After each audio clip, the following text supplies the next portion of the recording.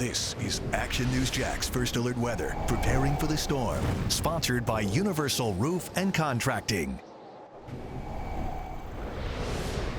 It was my first hurricane. It was pretty intense. I knew things were getting bad when I saw a bed floating down the road. It was a disaster. The hurricane. One of the most powerful forces in nature. Everything was just horror. I mean, I can't even explain it. I was devastated. Hurricanes and tropical storms leave their scars on Florida every year. There's not anything left. There's no homes here. We've seen so many staircases, just tons of wood, everything. From our satellites high above the earth to First Alert Doppler HD on the ground, we're always watching and helping you get ready. Lost both our cars. Everything just was toppled on top of each other. It's time now for Action News Jax, preparing for the storm. When severe weather strikes, preparation makes all the difference. I'm Action News Jax Chief Meteorologist Mike Burrish with the First Alert Weather Team here in St. Augustine. Over the next half hour, we will help you get prepared for the 2024 hurricane season. We'll show you the newest tool at the First Alert Weather Team's disposal, how Tempest, the First Alert Neighborhood Weather Station Network, will help you know exactly what is happening and what to expect where you live. Plus, we look at recent legislative changes to property insurance in Florida and how it could affect you. And we examine whether warmer ocean temps could lead to stronger hurricanes and the possibility of designating a Category 6 storm. But we start with the latest weather technology. Artificial intelligence is transforming the way we forecast hurricanes. The National Oceanic and Atmospheric Administration, as well as private companies, are working with AI models to pinpoint the location hurricanes will make landfall. One showed off its success. I've just been blown away by how good these things perform in case studies. John Dean is the 26-year-old co-founder and CEO of Windborne Systems. He says his team developed a new artificial intelligence-based model to help forecast where tropical storms and hurricanes will eventually make landfall. We actually started in the dorm room at Stanford. Some of the early photos of after we incorporated were working in my dorm room on software and hardware for flying these balloons. Windborne Systems developed an AI forecast model that uses data from its weather balloons at select sites around the world. They use wind patterns to launch and steer the balloons. The more data they collect, typically the more accurate the forecast. I actually wasn't expecting to see the kind of results we've seen in case studies from these models. To see how accurate their AI-based model WeatherMesh is at forecasting hurricanes, Dean and his team took a look back at the 2022 hurricane season.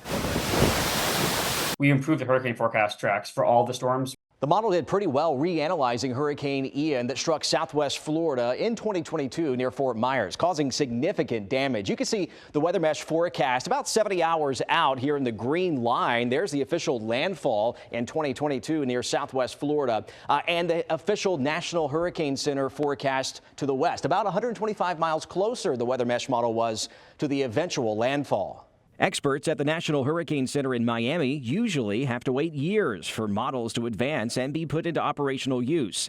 Now, with AI, it's a fraction of the time, instead only taking months or weeks. You can forecast track by generally looking at the large-scale atmosphere, and that's a lot of what these AI models are tuned for, is sort of the large-scale predictability. Forecasting intensity, you've got to know what's going on in the inner core of a hurricane down to the scale of an individual thunderstorm in the eye wall. It's another tool in an effort to provide life-saving information potentially days in advance. We're going to have to make an effort to keep up. A lot of the AI techniques so far have shown some promise for track forecasting, not so much yet for intensity, but we are going to start evaluating those and seeing what use we can make of them this season. The All Forecast Cone is undergoing some changes this year. The National Hurricane Center has been testing a more detailed cone and will put the plan into action during the upcoming season. For 22 years, the forecast cone for hurricanes has undergone few changes, with the exception, and it's an important exception, that the cone has become skinnier because accuracy has been increasing. But this season, beginning in about mid-August, the cone will be dressed up with some additional accessories. So we're going to have a new cone this year. It's going to be an experimental cone, but it's actually going to provide information about watches and warnings for inland areas. So again, having that information about whether those watches and warnings are in effect will help you understand that, hey, I'm at risk of hurricane force winds. I need to take these protective actions. I need to make sure my family's staying safe. It's an attempt to de-emphasize the exact track forecast, hopefully helping folks realize the dangerous impacts from tropical storms and hurricanes extend far from the center of the storm and well beyond the forecast cone. In the past, the First Alert Weather Team has taken the forecast cone off the graphics, as well as added the wind field over the cone to help convey the message that impacts will extend beyond the boundaries of that forecast cone. Check out the wind field of Nicole in November of 2022. You can see how much wider the wind field is versus the cone. So the bottom line, do not fixate on the cone and the center track. It's critical to understand that dangerous winds, flooding, storm surge, and tornadoes will spread beyond the forecast cone. Colorado State University and NOAA are predicting an extremely active hurricane season this year. Now is a good time to get those items for your hurricane kit that usually sell out quickly right before a storm hits. Items like generators, batteries, portable chargers for your cell phone and laptop, battery-powered hurricane lamps, and flashlights. Then closer to a storm's approach, add food and water supplies to your hurricane kit, and don't forget food and supplies for your pets too. Also, make sure you take care of your own everyday needs like prescriptions and cash, and make sure you keep your driver's license with you. For an extensive, detailed list of supplies, download the 2024 First Alert Hurricane Preparation Guide. It's free and available now to download on actionnewsjax.com. You can find it under the Hurricane Center tab. Coming up, First Alert Weather has a new tool to help get critical weather information to you as fast as possible. We'll show you how your neighbors are helping out. Plus, the latest changes to homeowners insurance. We will tell you what you need to know this hurricane season when preparing for the storm continues. Now, back to Action News Jax. First Alert Weather, preparing for the storm. Sponsored by Universal Roof and Contracting. An important way to be prepared for severe weather is by being properly insured. Flood insurance is not provided in a standard homeowner's policy. It will cost extra. And there is a 30-day waiting period before flood insurance goes into effect, so plan ahead. Make sure you take pictures and videos of your belongings in case you need to file a claim. Pictures and receipts can help you with the filing, but remember, you need to keep them in a reliable, secure place. So, keep all your personal documents safe from flood, fire, or storm damage. One way is with a fireproof safe, but you will also need to store it safely away from windows and on high ground. You could also purchase a safe deposit box at your bank or upload many of them to a hard drive. Insurance industry insiders say Florida's property insurance market is better equipped to withstand a storm than it has been in recent years. It's thanks to recent legislative changes. But Action News Jax Jake Stofan found most Floridians can still expect rate hikes this year, whether the state takes a direct hurricane hit or not. Back in 2022, crippling rate hikes were on the rise and companies were failing. Homeowner Agron Mechie, who we spoke to that September, was on the hunt for a new policy in the middle of hurricane season because his insurer was facing bankruptcy. Last one I had was around $1,200, and the one I got the other day was $2,500. As of July 2023, 7 homeowners insurance companies had gone belly up over an 18-month period, and 15 others had stopped writing new policies. But thanks to litigation reform and other fixes passed over the course of several regular and special legislative sessions, the bleeding seems to have slowed. There hasn't been a single insolvency since February 2023. Mark Friedlander with the Insurance Information Institute says despite forecasts of an active hurricane season, Florida's property insurance market is well positioned to withstand a storm. The numbers are improving. There has been a decline in the volume of lawsuits. That means less expenses that insurers need to allocate to defending lawsuits. It makes everybody healthier. Other positive signs include Citizens, the state-backed insurer of last resort, returning more than 300,000 policies to the private market just since October. There's also 8 new insurance companies coming into the market. And typically when you have more choice, you have a much more competitive market and you can get competitive quotes. Friedlander says even with things looking up, many Floridians may still see marginal rate increases in the short term. But Florida Chief Financial Officer Jimmy Patronis notes for the first time in a long time, some might actually see rates go down. 14 carriers so far in the state of Florida, 10 of them asked for no rate hikes, 4 of them asked for rate decreases. So the trend is going in the right direction, and we want to continue that momentum to save and make Florida, more affordable for people to buy a home. The First Alert Weather Team has several tools to help us get critical weather information to you as fast as possible. At the end of 2023, we added the First Alert Neighborhood Weather Station Network powered by Tempest. It pulls measurable weather data from private homes like yours.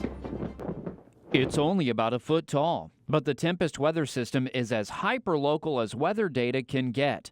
Live temperatures, rainfall, wind, lightning, and more, all measured in your backyard.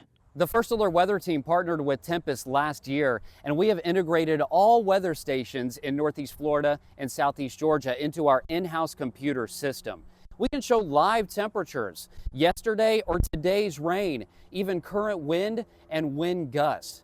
Tempest allows the First Alert Weather Team to track where flooding could be occurring or to pinpoint neighborhoods where storm conditions are the worst, which is really handy for an area like Jacksonville that is really big and conditions can vary from one end of town to the other. This isn't a broad brush or generalization of weather conditions. This is hyper-local weather data. When it comes to hurricane season, Tempest plays an important part in tracking the tropics.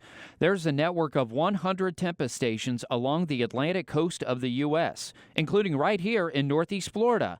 Tempest Chief Science Officer Marty Bell says that they have measured every landfalling storm since 2008. Measuring weather in a hurricane, that's an extreme thing to do. It's about the toughest environment you're ever going to measure in. Bell says that 75,000 stations have been installed around the world.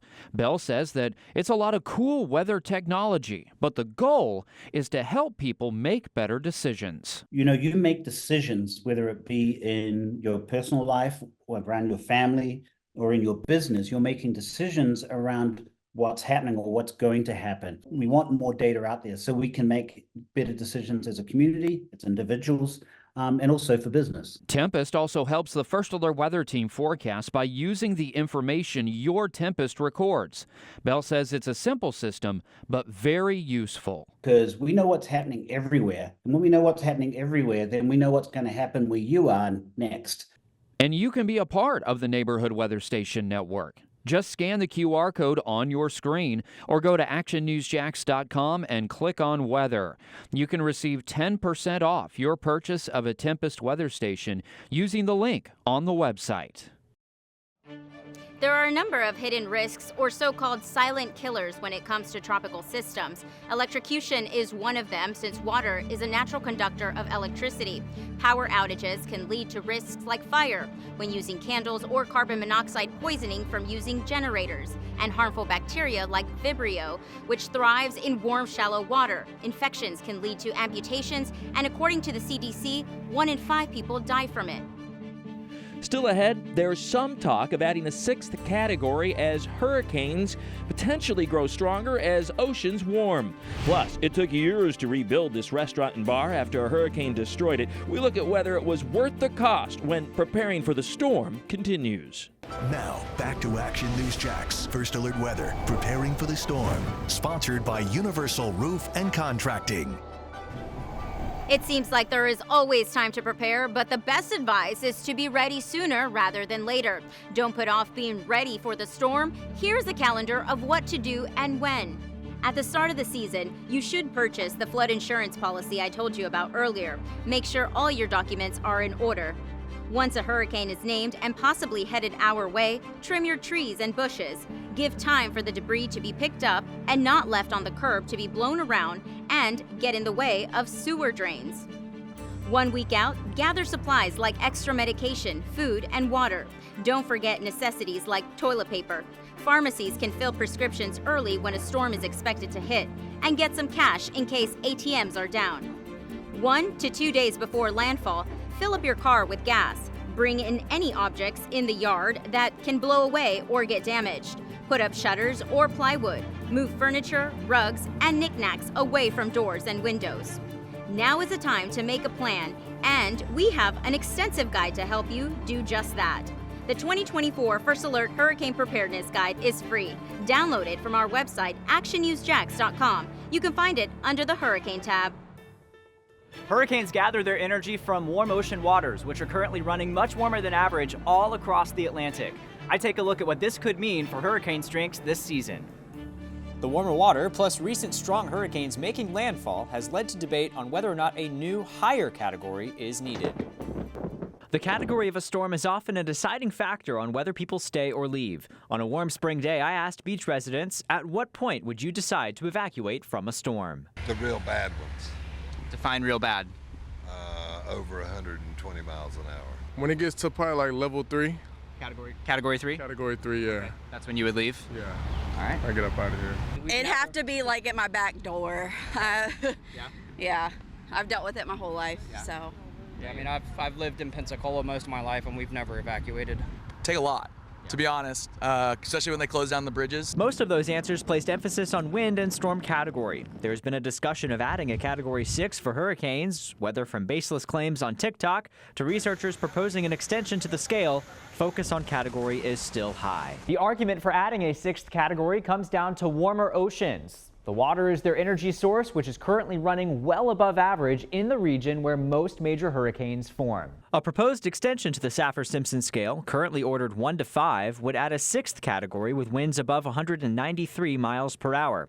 Of the observed storms that would meet this criteria, none have occurred in the Atlantic Ocean. All have occurred in the Pacific. And in the Atlantic, there have only been 4 Category 5 U.S. landfalls: the 1935 Labor Day hurricane, Camille in 1969, Andrew in 1992, and Michael in 2018. A few ingredients that are important for the formation of tropical systems. The National Hurricane Center is not considering any changes to the Saffir-Simpson scale. Scott Cordero with Jacksonville's National Weather Service reminds people to focus on impacts and not category. We do focus on a lot of other threats that are often wide-ranging and far away from the hurricane itself, and that's why we just don't focus on the category, which are only associated with wind speed. That is the message the First Alert Weather Team wants to drive home. Jacksonville's most impactful storms in recent years were not wind events, they were water events.